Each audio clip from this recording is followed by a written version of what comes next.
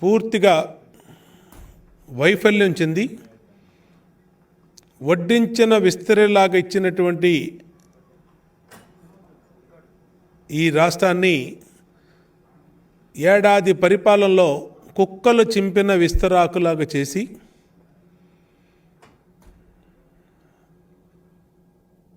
నూట 51 మంది ఎమ్మెల్యేలు 22 మంది ఎంపీలు ఉన్నారనే ఒక అహంకారపూరితమైన ధోరణితో ఒక నియంతలాగా ఈ రాష్ట్రాన్ని పరిపాలిస్తూ ఉన్నాడు. ప్రభుత్వ లోపాలని ఎత్తు చూపించే వాళ్ళ మీద పిచ్చోళ్ళని ముద్రేసి ప్రభుత్వ ఉద్యోగుల్ని డాక్టర్ని హాస్పిటల్లో జాయిన్ చేస్తూ ఉన్నారు. ప్రతిపక్షం గొంతెత్తే ప్రతిపక్షం చట్టాన్ని అమలు చేయమని అడిగితే హత్యలు చేయడానికి కూడా వెనకాడతలేదు. మా మీదే ఉదాహరణకి మాచర్లో హత్యాయత్నం చేశారు. ఇప్పటికి కూడా కొంతమంది తెలుగుదేశం పార్టీ నాయకుల్ని హత్య చేయడానికి కూడా కొన్ని టీములు ఏర్పాటు చేశారని సమాచారం వస్తూ ఉంది. మాకు ఇప్పటికీ చాలా బెదిరింపు కాల్స్ వస్తూ ఉన్నాయి. ఎప్పటికప్పుడు మేము పోలీసుల దృష్టిలో పెట్టినా ఎక్కడా కూడా పోలీసు వారు మా మొర ఆలకించట్లా. రాష్ట్రంలో తెలుగుదేశం పార్టీ నాయకులు రాబోయే రోజుల్లో వాళ్ళని హత్య చేసినా ఆశ్చర్యపడాల్సిన అవసరం లేదు. ఎందుకంటే ఒక ప్రెస్ మీట్ పెడితే ఈ ప్రెస్ మీట్ అవ్వగానే బయటికి వెళ్ళి కారు ఎక్కే లోపే 10 బెదిరింపు కాల్స్ వస్తూ ఉన్నాయి. రోజులు లెక్క పెట్టుకో అని చెప్పి చెప్తున్నారు. సోషల్ మీడియాలో అయితే ఇష్టారీతిన అన్ని రకాలుగా చెప్పరాని పదజాలంతో దూషిస్తూ ఉన్నారు. కానీ ఇవేమీ పోలీసులకి పడతలా. అటు ముఖ్యమంత్రి ఏమో ఒక నియంతలాగా పరిపాలిస్తూ ఉన్నాడు. నేను అందుకనే ప్రపంచంలో జరిగినటువంటి కొన్ని దేశాల పాలకులను కూడా ఇక్కడ ఉదహరిస్తూ ఉన్నాం. తిరుగులేని ప్రజాభిమానంతో అధికారంలోకి వచ్చిన ఇండోనేషియా ఒకప్పటి మాజీ అధ్యక్షుడు మహమ్మద్ సుహార్తో ఒక్కసారి ఆయన చరిత్ర తీసుకోండి ఏమైందో. ఫిలిప్పీన్స్ మాజీ అధ్యక్షుడు మార్కోస్, ఉగాండా మాజీ అధ్యక్షుడు ఈడీ అమీన్ ఏమైపోయారు ఇలాంటి వాళ్ళు. అలాగే ప్రపంచానికే హిట్లరు నియంతలకి మరో పేరు నియంత హిట్లర్. అలాంటి నియంతే సొంత పిస్తోల్తో తనను తాను కాల్చుకొని చచ్చిపోయాడు. తిరుగులేని ప్రజా ఆమోదం ఉంది మాకు, మేము ఏమన్నా చేస్తాం, మమ్మల్ని ప్రశ్నిస్తే దళితుల్ని పిచ్చోడని చెప్పి చొక్కా ఇప్పి రోడ్ల మీద కొడతాం, పిచ్చి ఆసుపత్రుల్లో జాయిన్ చేస్తాం,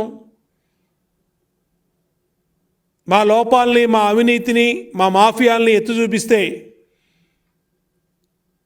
ప్రతిపక్ష నాయకుల్ని హత్య చేయిస్తాం, తప్పుడు కేసులు పెట్టి జైల్లో పెట్టిస్తాం.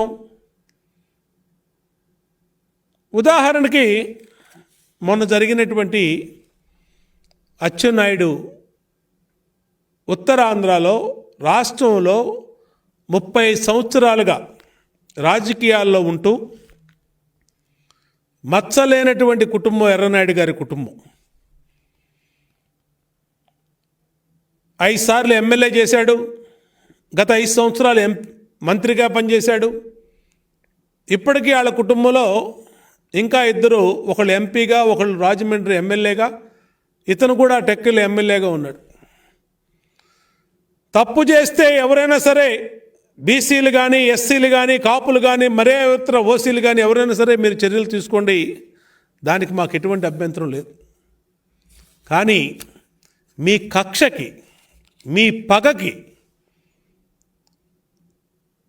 మీరు ప్రతిపక్ష పార్టీ నాయకుల జీవితాలతో ఆడుకుంటా ఉన్నారు. మీరు అవినీతి బురదలోంచి పుట్టింది వైఎస్ఆర్ కాంగ్రెస్ పార్టీ. అవినీతి పునాదుల మీద పుట్టింది వైఎస్ఆర్ కాంగ్రెస్ పార్టీ. ఎందుకంటున్నానంటే 11 కేసుల్లో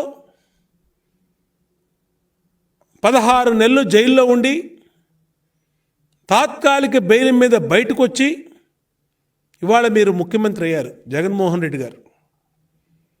మీకు తెలీదా కేసులు ఎట్లా ఉంటాయి, ఎట్లా పెడతారు, ఎన్ని ఆధారాలు పరిశీలించి ఎంత విచారించి మిమ్మల్ని జైల్లో పెట్టారండి? మీరేమి ఇలాగే 10వ తారీఖు నాడు విజిలెన్స్ రిపోర్ట్ వస్తే ఉదయం 10వ తారీఖు నైటు ఏసీబీ కంప్లైంట్ తీసుకొని 11వ తారీఖు ఉదయం అచ్చెన్నాయుడిని అరెస్ట్ చేసినట్టు మిమ్మల్ని అరెస్ట్ చేశారా ఏసీబీ? అప్పుడు సిబిఐ కేసుల్లో ఎన్నిసార్లు విచారించారు మిమ్మల్ని? మీరు ఎప్పుడైతే ఈ ఈఎస్ఐ మందుల స్కామ్ అనేది మీరు అన్నారో ఆ రోజే అచ్చెన్నాయుడు స్పష్టమైన ప్రకటన చేశాడు. నేను ఎటువంటి తప్పు చేయలేదు మంత్రి పదవిలో ఉన్నప్పుడు, మీరు ఏ విచారణ చేసినా నేను సిద్ధంగా ఉన్నాను అని ఆయన స్పష్టమైన ప్రకటన విశాఖపట్నం నుంచి చేశాడు. ఇవాళ ఇది విజిలెన్స్ రిపోర్ట్. ఈ విజిలెన్స్ రిపోర్ట్లో మీరేసినటువంటి విజిలెన్స్ ఎంక్వైరీ మీద క్షుణ్ణంగా ఈ మొత్తం వ్యవహారాన్ని పరిశీలించి విజిలెన్స్ అధికారులు ఇచ్చినటువంటి రిపోర్ట్. దీంట్లో ఏముందండి? మీరు ఏం మాట్లాడుతున్నారు? మీ మంత్రి ఒకళ్ళు బాధ్యత కలిగినటువంటి మంత్రులు 975 కోట్ల కుంభకోణం జరిగిపోయింది, మందులు కొట్టేశారు అన్నారు.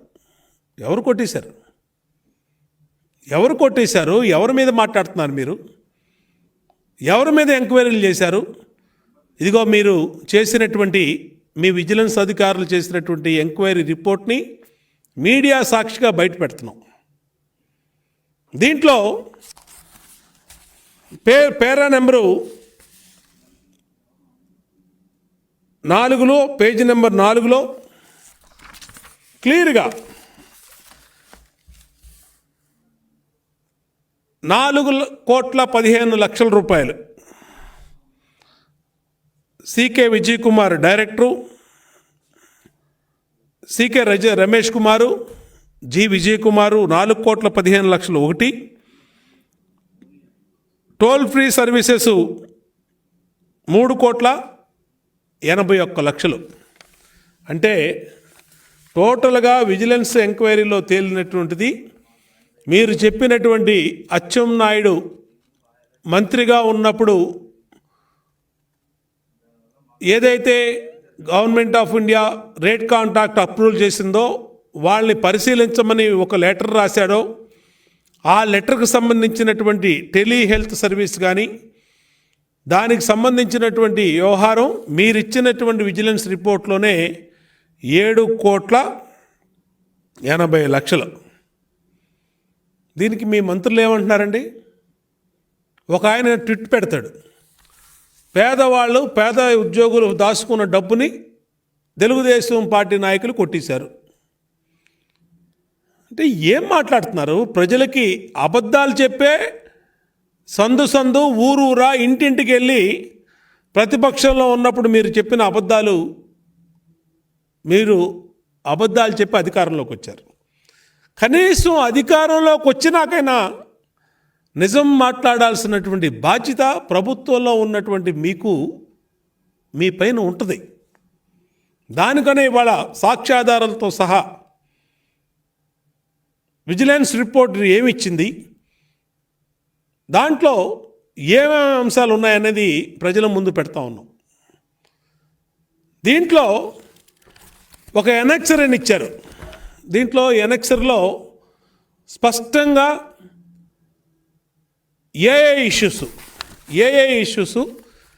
ఏ అధికారి ఎవరెవరు చేశారనేది ఇచ్చారు. ఫ్యాబ్రికేటెడ్ కొటేషన్స్, దీంట్లో మొత్తం 9 ఐటమ్స్ ఉన్నాయి. దాంట్లో ఎనెక్సర్లో ఫ్యాబ్రికేటెడ్ కొటేషన్స్ అని ఎవరు తయారు చేశారంటే, విజిలెన్స్ ఇచ్చిన రిపోర్ట్ ప్రకారం నేను చదివేది, directors B Ravikumar, C K Ramesh Kumar and doctor G Vijay Kumar, as per vigilance report. నేను చెప్పేది కాదు. ఇంకోటి పర్చేజ్ ఆఫ్ డ్రగ్స్, మందులు కొన్న దాంట్లో ఎవరెవరు అవకతవకలు చేశారంటే, director B Ravikumar, doctor CK Ramesh Kumar and Vijay Kumar and some others. Number 3, annexure number 3, purchase of lab kits, ల్యాబ్కు సంబంధించినటువంటి ఎక్విప్మెంట్ కొంది ఎవరయ్యా అంటే, దాంట్లో అవకతవకలు పాల్పడినటువంటి పేర్లు directors B Ravikumar, CK Ramesh Kumar and G Vijay Kumar and MKP Chakravarthi senior assistant. ఇట్లాగా 9 కాలమ్స్ ఇచ్చారు. దీనికి ప్రెస్కి, మీడియాకి ఇస్తున్నాం ఈ పేపర్లన్నిటిని. ఎనెక్సర్లో ఎక్కడా ఈ 9 పర్చేజ్ ఆఫ్ సర్జికల్ ఐటమ్స్ కానీ, పర్చేజ్ ఆఫ్ ఫర్నిచర్ కానీ, violation of first come first service basis payments కానీ, toll free and ECG services Messrs telehealth service private limited Hyderabad, ఈ ఇష్యూలో కానీ, సివరేజ్ ట్రీట్మెంట్ ప్లాంట్లో కానీ, అట్లాగే 9th పాయింట్ బయోమెట్రిక్ డివైసెస్ వీటిల్లో కానీ ఎక్కడా కూడా మంత్రి కె అచ్చెన్నాయుడు దీంట్లో సంబంధం ఉంది అని ఎక్కడా విజిలెన్స్ డిపార్ట్మెంటు చేసిన ఎంక్వైరీలో ఈయన పేరు లేదు. ఇది వాస్తవం. ఇది జగన్మోహన్ రెడ్డి ప్రభుత్వం వేసినటువంటి విజిలెన్స్ ఎంక్వైరీలు క్షుణ్ణంగా మొత్తం పరిశీలించి ఈ స్కామ్ మొత్తాన్ని కూడా వెలికితీసి ఆ స్కామ్లో జరిగినటువంటి వాస్తవాల్ని ఎనెక్సర్ రూపంలో టోటల్గా రిపోర్ట్ ఇచ్చారు. చివరిలో ఎనెక్సర్ అని పెట్టి 9 ఇష్యూస్ పెట్టి ఏ ఇష్యూస్లో అవకతవకలు జరిగినాయో క్లియర్గా ఆ ఇష్యూస్, అవకతవకలు జరిగిన ఇష్యూస్ హెడ్డింగ్ పెట్టి దాంట్లో బాధ్యులైనటువంటి పేర్లను కూడా విజిలెన్స్ ఎంక్వైరీలో ఇచ్చారు. కానీ వైసీపీ నాయకులు, మంత్రులు అందరూ మాట్లాడుతున్నారు, అవినీతికి patent rights YSR Congress party. వీళ్ళు దీని గురించి మాట్లాడుతూ మొత్తం పేదవాళ్ళ డబ్బు అచ్చెన్నాయుడు కొట్టేశాడు, అవినీతి జరిగింది కాబట్టి లోపలేసాం, లోపలేయడానికి కులాలతో సంబంధం లేదు అని పెద్ద పెద్ద మాటలు మాట్లాడుతున్నారు. ఏదో గాంధీ గారు లాగా, లేదంటే మహానుభావులు మాట్లాడిన మాటలు అందరూ దొంగలు మాట్లాడుతున్నారు. చాలా ఆశ్చర్యం ఈ మాటలు. అసలు అచ్చెన్నాయుడు కేసులో జీవో నెంబర్ 51, ఇది ఆ రోజు ఒక జీవో వచ్చింది. ఈ జీవో ప్రకారం అసలు మంత్రికి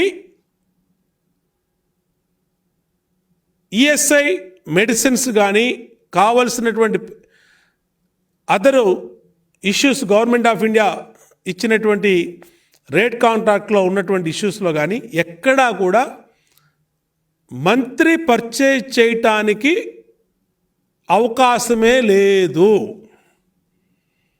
అంటే మంత్రికి ఈ కొనుగోళ్ళకి ఏం సంబంధం లేదు, మంత్రి దగ్గరికి ఈ కన్సెంట్ ఫైలు అనేది కూడా రాదు.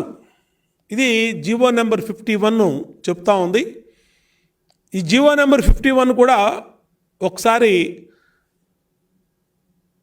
చూసుకోవాలి. వైఎస్ఆర్ కాంగ్రెస్ పార్టీ నాయకులు ఊతర కొట్టేశారు 2 రోజుల నుంచి. అబ్బో ఇంకేముంది, 950 కోట్లు మందులు తినేశారన్నారు. తీరా చూస్తే విజిలెన్స్ రిపోర్టు వీళ్ళ ప్రభుత్వంలో వేసిన విజిలెన్స్ రిపోర్ట్లోనే అది 7 కోట్ల చిల్లరకు వచ్చింది. ఆ 7 కోట్లలో కూడా కన్సెంట్ టెలి మెడిసిన్ సర్వీస్ వాళ్ళకి ఇచ్చింది 4 కోట్లు మాత్రమే పేమెంట్. ఇంకా 3 కోట్లు ఉంది కాక 3 కోట్లు ఇంకా పేమెంట్ కూడా ఇవ్వలా. ప్రభుత్వం చిత్తశుద్ధితో గవర్నమెంట్ ఆఫ్ ఇండియా ధనమైన, ఏపీ స్టేట్ గవర్నమెంట్ డబ్బైనా ప్రజలకు సంబంధించిన డబ్బే కాబట్టి రికవర్ చేయాలనుకుంటే తీసుకొచ్చి ఆ టెలి మెడిసిన్ సర్వీసు ఆ సాఫ్ట్వేర్ కంపెనీ వాళ్ళు ఎవరైతే సప్లై చేస్తారో వాళ్ళని తీసుకొచ్చి లోపలేస్తే ఆ మిగిలిన 3 కోట్లు కూడా వెనక్కి వచ్చేస్తాయి. ఇది పెద్ద మ్యాటర్ కాదు ఇది. కానీ ఎక్కడ మ్యాటర్ అయిందంటే తెలుగుదేశం పార్టీ ప్రభుత్వం హయాంలో ఈ గవర్నమెంట్కి సంబంధం లేకపోయినా, రాష్ట్ర ప్రభుత్వానికి ఎటువంటి సంబంధం లేకపోయినా, కేంద్ర ప్రభుత్వం ఇష్యూ అయినా వీళ్ళ మధ్యలో దూరి ఇంకేముంది, మేము ప్రజల సొమ్ముకి కాపలాదారం, ఆంధ్రప్రదేశ్లో కేంద్రం డబ్బైనా మా డబ్బైనా స్టేట్ గవర్నమెంట్ డబ్బైనా ఒకటే అని చెప్పి మాట్లాడారు. చాలా మంచిది, మేము దానికి ఏం వ్యతిరేకం కాదు. ఖచ్చితంగా కేంద్ర ప్రభుత్వం అయినా రాష్ట్ర ప్రభుత్వం అయినా ప్రజలకు సంబంధించిన డబ్బే, మీరు జవాబుదారీగా ఉండండి. కానీ దాన్ని అడ్డు పెట్టుకొని రూల్స్కి అగెనెస్ట్గా ఎక్కడా వాస్తవాలు లేనటువంటి విషయాన్ని, విచిత్రం ఏంటంటే ఏసీబీ అధికారులతో కూడా తప్పుడు స్టేట్మెంట్లు ఇప్పిస్తున్నారు. అందుకనే నేను ఇవాళ విజిలెన్స్ ఎంక్వైరీ రిపోర్ట్ తీసుకొచ్చి బయట పెట్టాల్సి వచ్చింది. విజిలెన్స్ ఎంక్వైరీ రిపోర్ట్లో ఏమేమి ఉన్నాయో పక్కాగా ఉన్నాయి. నేను అందుకనే ఏసీబీ అధికారులు కూడా నేను సూచిస్తూ ఉన్నా, మీరు పోస్టింగుల కోసమో ప్రమోషన్ల కోసమో సలాములు కొట్టండి, కానీ ఆయనకి మీరు ఇలాగా ఏసీబీ పరువు తీసేటట్టు, ఏసీబీకి ఉన్నటువంటి విలువలు తగ్గించుకున్నట్టు మీరు గనక ప్రవర్తించి లేనటువంటి తప్పుడు కేసుల్ని కనుక పెడితే మీరు కూడా ఇరుక్కుంటారు. ఖచ్చితంగా మీరు కూడా ఇరుక్కుంటారు. ఎందుకంటే జగన్మోహన్ రెడ్డి గతంలో ఈయన మాటిని చేసినటువంటి అధికారులు, శ్రీలక్ష్మి కానీ, all India service IAS top ranker Srilakshmi కానీ, బీపీ ఆచార్య కానీ, ఎల్వి సుబ్రహ్మణ్యం కానీ, అలాగే రాజగోపాల్ కానీ ఏమైపోయారు? 16 నెలలు జైల్లో ఉన్నారు. ఇప్పటికే శుక్రవారం కూడా వెళ్తే ఆ నాంపల్లి సిబిఐ కోర్టు చెట్ల కింద కనబడతారు వీళ్ళు. ఒక్కసారి అటేపు వెళ్ళినప్పుడు వీళ్ళందరినీ ఒక టూర్కు తీసుకెళ్ళి చూపించాలి సిబిఐ కోర్టులో శుక్రవారం పూట ఏం జరుగుతుందో.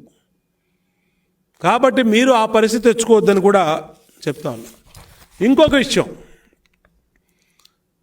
గవర్నమెంట్ ఆఫ్ ఇండియా ఈఎస్ఐ సంబంధించినటువంటి మెడిసిన్స్ కానీ లేదంటే మరే ఇతర ఎక్విప్మెంట్స్ కానీ దానికి ఒక పర్చేజ్ మాన్యువల్ అని చెప్పి ఒక గైడ్లైన్స్ ఇచ్చారు.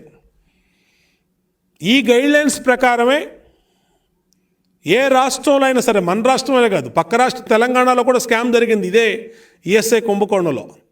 అక్కడ ఎవరైతే బాధ్యులైనటువంటి డైరెక్టర్ని, అధికారులను మాత్రమే అరెస్ట్ చేశారు. కానీ మంత్రి అప్పుడు నాయన నరసింహారెడ్డి గారు ఎవరు ఉన్నారు, అప్పుడు ఆయన జోలికి ఎవరు వెళ్ళా.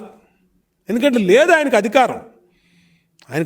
ఆయన ఏదన్నా ఇదిగో రేట్ కాంట్రాక్ట్లో ఇలా ఉందయ్యా, ఇగో ఇది పరిశీలించండి అని డైరెక్టర్కి ఒక లెటర్ రాసి ఉండొచ్చు. కానీ ఎవరన్నా మంత్రి డైరెక్టర్గా లెటర్లు ఇచ్చి పర్చేజ్ ఆర్డర్ ఇచ్చి దానికి అధికారం లేదు. దానికి నిదర్శనమే ఈ డాక్యుమెంట్ రెడ్యూస్ పర్చేజ్ మాన్యువల్. ఇది గవర్నమెంట్ ఆఫ్ ఇండియా ఇచ్చినటువంటి పర్చేజ్ మాన్యువల్. దీంట్లో ఏముంది, ఎవరెవరు పర్చేజ్ చేయొచ్చు, డైరెక్టర్ మెడికల్, ఈఎస్ఐ స్కీమ్స్ కానీ అదర్ కార్పొరేషన్ కానీ have delegated powers to make their own arrangement of procurement of goods under the delegation of powers only directors వాళ్ళకి మాత్రమే. ఇది పర్చేజ్ మాన్యువల్. ఇది 2009లో ఇచ్చారు ఈ పర్చేజ్ మాన్యువల్. ఎవరు? Government of India. అసలు ఈఎస్ఐకి రాష్ట్ర ప్రభుత్వానికి ఏ సంబంధం లేదు. ప్రపోర్షనేట్గా 1:7 రేషియోలో 1% వీళ్ళది, 7 వాళ్ళది. ఆ రేషియోలో కాంట్రిబ్యూషన్ ఉంటుంది. అది కూడా గవర్నమెంట్ ఆఫ్ ఆంధ్రప్రదేశ్కి మొత్తం రికవర్ చేసుకుంటారు. ఇట్లాగా గవర్నమెంట్ ఆఫ్ ఇండియా పర్చేజ్ మాన్యువల్లో క్లియర్ గైడ్లైన్స్ ఉన్నా పక్క రాష్ట్రంలో ఇలాంటి స్కామే జరిగినప్పుడు అక్కడ ఉన్నటువంటి ఏసీబీ కానీ, అక్కడ ఉన్నటువంటి విజిలెన్స్ కానీ, అక్కడ ఉన్నటువంటి గవర్నమెంట్ కానీ ఎవరు కూడా అధికారుల లోపాలో లేదంటే డైరెక్టర్లు చేసిన ప్రూవ్ అయినట్టు వాళ్ళ మీద యాక్షన్ తీసుకున్నారు. కానీ ఇట్లాంటి కక్ష సాధింపు చర్యలు లేవు. ఇది రాజారెడ్డి రాజ్యాంగం అమలవుతూ ఉంది రాష్ట్రంలో. దాంట్లోనే మాస్కులు లేవన్నటువంటి డాక్టర్ కమో రోడ్డు మీద గుడ్లోడు తీసి పిట్ పాకెట్ వాళ్ళు కొట్టి అతని ఉద్యోగం సస్పెండ్ చేసి ఇంకా కక్ష తీరక అతను తీసుకెళ్ళి పిచ్చి హాస్పిటల్లో జాయిన్ చేసి అతని పిచ్చోడిని చేయాలని చూశారు. ఇంకొక మహిళా డాక్టర్ అనితారాణిని నగిరిలో ఆమెనేమో వైఎస్ఆర్ కాంగ్రెస్ పార్టీ నాయకులు చాలా అసభ్యంగా ఒక దళిత డాక్టర్ అనితారాణి మీద అసభ్యకరమైన ప్రవర్తన చేశారు. స్థానిక సంస్థల ఎన్నికల్లో మా అభ్యర్థుల్ని నామినేషన్ వేయండి అని చెప్పి పోలీస్ స్టేషన్ కంప్లైంట్ ఇవ్వడానికి మాచర్లు వెళ్తే మమ్మల్ని చంపాలని 200 మందితో మా మీద దాడి చేపిస్తే దేవుడి దవేళ బయటకు బట్టగట్టాం. ఇవాళ బీసీ నాయకుడు అచ్చెన్నాయుడు ఏమీ సంబంధం లేదు, అతనికి ఎక్కడా సంబంధం లేదు. మేము యాజ్ ఏ పబ్లిక్ ఎలక్టెడ్ రిప్రజెంటేటివ్స్గా మా దగ్గరికి అనేకమైనటువంటి రిప్రజెంటేషన్స్ వస్తాయి. దాన్ని మేము ప్లీజ్ ఎగ్జామ్ అని రాస్తాం. ఇంకా ఏమైనా ఉంటే యాజ్ పర్ రూల్ పొజిషన్ ఉంటే కన్సిడర్ అని రాస్తాం. అలాంటిది అది ఏ ప్రజాప్రతినిధి అయినా, ఏ ఎమ్మెల్యే అయినా, ఏ మంత్రి అయినా ఎవరి దగ్గరికి వచ్చినా చేస్తారు. రేట్ కాంటాక్ట్లో ఉన్నటువంటి మెడిసిన్స్కి దానికి సంబంధించినటువంటి నోట్ ఇస్తే, ఒక లెటర్ ఇస్తే దాన్ని పట్టుకొని వాళ్ళ కక్షాపూరితంగా అతని మీద తప్పుడు కేసులు పెట్టి అచ్చెన్నాయుడుని ఈరోజు జైల్లో వేసి కేసులు బుక్ చేసి పైశాచిక ఆనందం వైఎస్ఆర్ కాంగ్రెస్ పార్టీ నాయకులు పొందుతున్నారు. ఇవాళ వాళ్ళ మీద ఎలాగో కేసులు ఉన్నాయి, 11 కేసులు. ఎప్పుడు జైలుకి వెళ్తారో తెలీదు, ఎప్పుడు ఏమవుతుందో తెలీదు. మిగతా వాళ్ళు ఎందుకు మామూలుగా ఉండాలి, వీళ్ళ మీద కూడా బురద చల్లాలి, ఆ బురద అంటించాలి. దాంట్లో భాగంగానే ప్రతిపక్ష నాయకుల మీద ఈ వేధింపులు. ఇంకా సెకండ్ స్టెప్ కూడా ఇందాక చెప్పా. కొంతమంది తెలుగుదేశం పార్టీ నాయకుల్ని హత్య చేయటానికి పక్కా పథకాలు రూపొందించారు. ఎప్పుడు ఎవరిని ఏం చేస్తారో కూడా తెలియని పరిస్థితి. ఇవాళ పోలీస్ శాఖకి మేమందరం కూడా మాకు వచ్చిన థ్రెటనింగ్ కాల్స్, మాకు వచ్చినటువంటి సమాచారాన్ని పోలీసులకు అందించాం. కానీ ఎక్కడా స్పందించట్లా. కానీ మళ్ళా ఒకసారి విజ్ఞప్తి చేస్తూ ఉన్నాం. మా ప్రాణాలకి ఏదన్నా హాని జరిగితే జగన్మోహన్ రెడ్డి ప్రభుత్వాన్ని, పోలీసు శాఖదే బాధ్యత అవుతుందని కూడా వీళ్ళకి హెచ్చరిస్తూ ఉన్నాం. ఎందుకంటే ఇంకా మమ్మల్ని ప్రజాస్వామ్యంలో, డెమోక్రసీలో అపోజిషన్ పార్టీగా ప్రజల తరపున నిలబడి ప్రతిపక్షంగా పోరాడతాం, ప్రతిపక్షంగా మేము ప్రభుత్వం చేస్తున్న లోపాలు ఎత్తి చూపించడం తప్పితే మేము ఇంకా ఏమీ చేయలేం. మేము నిరాయుధులు. మేము ఏదైనా ఉంటే వాస్తవాల్ని చెప్తాం. లేదు మేము చెప్పిన తప్పు అయితే మీరు చెప్పండి. ఇగో మీరు చూపించిన విజిలెన్స్ రిపోర్ట్ తప్పు, గవర్నమెంట్ ఆఫ్ ఇండియా ఇచ్చిన పర్చేజ్ మాన్యువల్ తప్పు, లేదంటే జీవో నెంబర్ 51 తప్పు, ఇంకా ఏమైనా తప్పు పోని దీంట్లో ఎనెక్జర్లో మీరు అచ్చెన్నాయుడు పేరున్నా మీరు చదవలేదు అని చెప్పండి, దానికి ఒప్పుకుంటాం. మేము చేయగలిగింది ప్రభుత్వ లోపాలని ప్రజల తరపున ఎత్తి చూపించడం, మాకున్నటువంటి హక్కుని, మాకున్నటువంటి ఫండమెంటల్ రైట్స్ని మేము కాపాడుకోవటానికి ఒక రాజకీయ పార్టీ నాయకులుగా, ఒక మాజీ ప్రజాప్రతినిధులుగా మేము ఫైట్ చేస్తాం. దానికి మమ్మల్ని చంపుతాము అని అంటే మేము చేసేది ఏం లేదు. మీరు ఏ రోజు చంపినా చంపొచ్చు. మీకు ఉన్నటువంటి మైండ్ సెట్ అటువంటిది. బెదిరింపుల ద్వారా దారికి తెచ్చుకోవటం, బెదిరించి పార్టీలో జాయిన్ చేసుకోవటం, లొంగినోడిని సిద్ధారాఘవరావు లాంటాడో ఇంకో ముగ్గురు ఎమ్మెల్యేలో ఇంకో ఇద్దరు ఎమ్మెల్సీలో లేదా ఇంకోహండో బెదిరించి లొంగ తీసుకొని కండవాలు వేయటం, బెదిరింపు లొంగల్లోని అచ్చెన్నాయుడు లాంటి తప్పుడు కేసుల్లో జైలుకి వేయటం, ఇంకా మొండిగా పోరాడి ఫైట్ చేసే మాలాంటి వాళ్ళని హత్య చేయించటం. ఇంతకు మించి ఈ ప్రభుత్వం వైఖరి ఆ విధంగా వెళ్తూ ఉంది. దీన్ని ప్రజలు గమనిస్తున్నారు. అందుకని ఇందాక నేను చదివా, ప్రపంచంలో జరుగుతున్నటువంటి అత్యధిక మెజార్టీతో అధికారంలోకి వచ్చినటువంటి నాయకులు ప్రజా ఆగ్రహానికి గురయ్యి ప్రజల చేతుల్లోనే రాళ్లతో కొట్టి చంపేశారు వాళ్ళని. ప్రపంచంలో నెంబర్ 1 కంట్రీ అమెరికా, ఒక చిన్న సంఘటన జరిగితే ట్రంప్ లాంటోడు బంకర్లో దాక్కున్నాడు. కాబట్టి గతంలో జరిగినటువంటి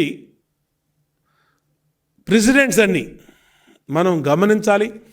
ప్రజాస్వామ్య వ్యవస్థలో, డెమోక్రసీలో ఇలాంటి దౌర్జన్యాలు, తప్పుడు కేసులు, వ్యవస్థల్ని స్వప్రయోజనాలకి, రాజకీయ ప్రయోజనాలకి, పార్టీ ప్రయోజనాలకి వాడుకోవటానికి కాదు మీకు అధికారం ఇచ్చింది. మేము అధికారులకు కూడా తెలియజేస్తున్నాం. మొన్నటిదాకా మేము అధికారంలో ఉన్నాం. ఇవాళ జగన్మోహన్ రెడ్డి అధికారంలోకి వచ్చాడు, సంవత్సరం పూర్తి చేశాడు. రేపు మేము అధికారంలోకి వస్తాం. కానీ ఎవరు అధికారంలోకి వచ్చినా అధికారులు వ్యవస్థ శాశ్వతంగా ఉండే వ్యవస్థ. మీ పోస్టింగుల కోసం, మీ ప్రమోషన్ల కోసం సెల్యూట్లు కొట్టండి, నష్టం లేదు, మీ పనులు చేయించుకోండి.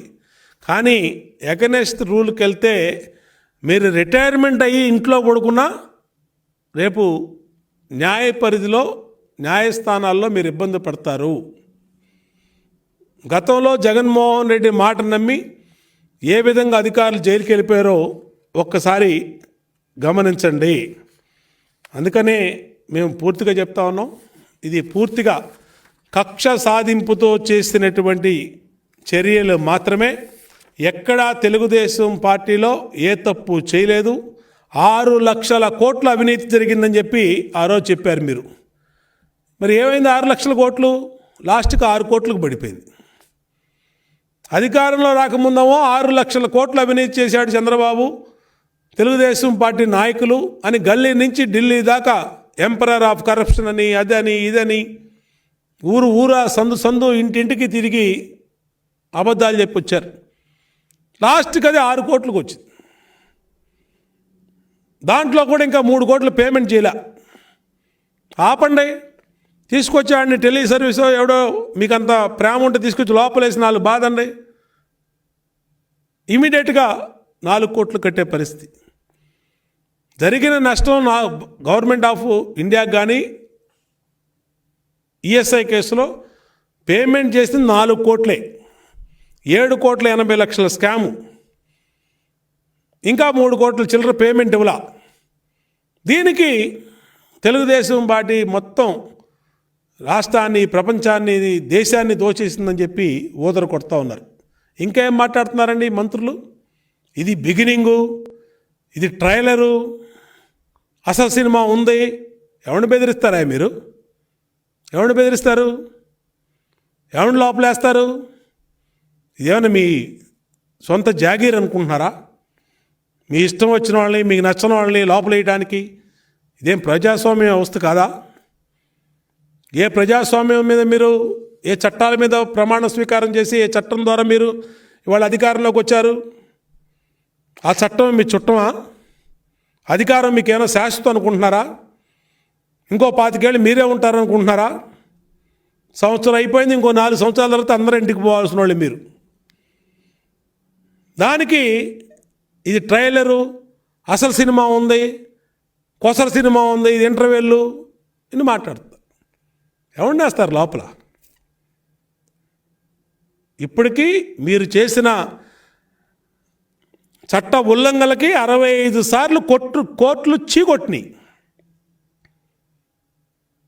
బుద్ధి, జ్ఞానం, సిగ్గు, శరం ఉంటే ఒక్క కేసులో కోర్టు మనల్ని తప్పుపడితే సిగ్గుతో చచ్చిపోయిన వాళ్ళు ఉన్నారు, మంత్రులు, ముఖ్యమంత్రులు. కానీ మనం దున్నపోత మీద వర్షం పడినట్టు ఎక్కడ ఉలుకు లేదు, పలుకు లేదు. సుప్రీంకోర్టు చెప్పినట్టు దులుపుకోవడం, మళ్ళీ అమ్మనే రంగులు 3,000 12,000 1,200 కోట్లు 2,000 కోట్లు ఖర్చు పెట్టి రంగులు వేసి రంగులు తీసేయండి అంటే కింద ఇంకో మట్టి రంగు వేశారు. ఎవడు సొమ్ము ఇది? ప్రజల సొమ్ము కాదా? 2,000 కోట్లు నీ పిచ్చికి, నీ పార్టీ రంగులు వేయాలన్న పిచ్చి. అందుకనే మనం చెప్పాం, మీ మొహాలకు కూడా వేసుకోండి రంగులు కావాలంటే. 2,000 కోట్ల రంగులు వేశారు. దాన్ని తీయడానికి మళ్ళీ ఇప్పుడు ఎందుకు? దానికి సుప్రీంకోర్టు దాకా, దానికి మళ్ళీ ప్రజాధనం 5 కోట్లు ఫీజు లాయర్కి. ఎక్కడ పోతున్నారు ఇవన్నీ? కాబట్టి తెలుగుదేశం పార్టీ మీ భయపడేది కాదు. ప్రజాస్వామ్య వ్యవస్థ ఉంది. ఖచ్చితంగా మీరు ఎంత బురద, మీ అవినీతి బురదని మాకు అంటించాలని అంటుకోదు. మరొకసారి హెచ్చరిస్తూ ఉన్నాం, మంత్రులు పిచ్చి పిచ్చి ప్రలాపనలు కూడా మానండి అని చెప్పి హెచ్చరిస్తూ ఉన్నాం.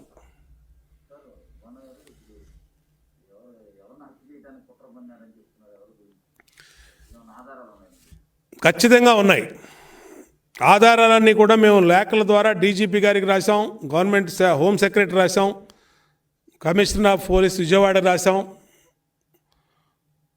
ప్రతి నాయకుడికి కూడా, యాక్టివ్గా ఉన్నటువంటి నాయకులు దాదాపు 7-8 మందికి ఫోన్ కాల్స్ వచ్చినాయి. మిమ్మల్ని బతకనీయం డేట్లతో సహా చెప్పినటువంటి సందర్భాలు ఉన్నాయి. డేట్ చెప్పారు, నాకైతే జూన్ 22 పెట్టారు. జూన్ 22వ తారీఖున లోపే నిన్ను హత్య చేస్తామని చెప్పారు. అట్లాగే ఎన్నిటిని మేము పోలీసుల దృష్టి తీసుకెళ్ళాం. Direct phone calls. నిన్ను జగన్మోహన్ రెడ్డికి, ప్రభుత్వానికి వ్యతిరేకంగా మాట్లాడుతున్నావు, నిన్ను బతకనియ్యం, నిన్ను చంపుతాం, ఖచ్చితంగా ఉండనియ్యం. ఇప్పుడు నా ఒక్కడికే వస్తున్నాయేమో అనుకున్నా, బుద్ధా వెంకన్నకు వచ్చినాయి అదే కాల్సు. ఇంకా అనేక మంది నాయకులకు వస్తున్నాయి. అంటే ఈ ప్రభుత్వం ఏంటంటే అచ్చోసిన ఆంబోతుల్లాగా రోడ్డు మీద పడ్డారు. వైఎస్ఆర్ కాంగ్రెస్ పార్టీ గల్లీ నుంచి పెద్ద స్థాయిలో నాయకుల వరకు. మేమేం చేసినా మమ్మల్ని ఎవడేం చేయడు అనే ఒక ధీమా ఈ ప్రభుత్వంలో ఏర్పడింది. మాకు మా జగన్ ఉన్నాడు, మేమేం చేసినా, మేము ఎవడైనా చంపేసినా, ఎవడి మీద దాడి చేసినా పోలీసులు కూడా అదే విధంగా వ్యవహరిస్తూ ఉన్నారు, సపోర్ట్ చేస్తూ ఉన్నారు. కాబట్టే ఖచ్చితంగా టీములు ఏర్పడిని తెలుగుదేశం పార్టీ నాయకుల్ని చంపటానికి కొన్ని టీములు ఏర్పడిని కిరాయి మోకుల్ని పెట్టుకున్నారు. ఎప్పుడు ఎవరి మీద పడతారో తెలీదు. ఈ వ్యవస్థలో, ప్రజాస్వామ్య వ్యవస్థలో అది మంచిది కాదు.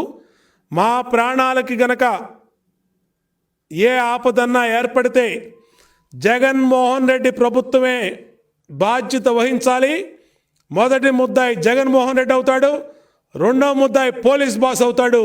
కాబట్టి ప్రభుత్వానికి కూడా మేము విన్నవించుకుంటున్నాం, అలాంటి ఆలోచన అప్రజాస్వామిక ఆలోచనలు కూడా మానుకోమని హెచ్చరిస్తా ఉన్నాం.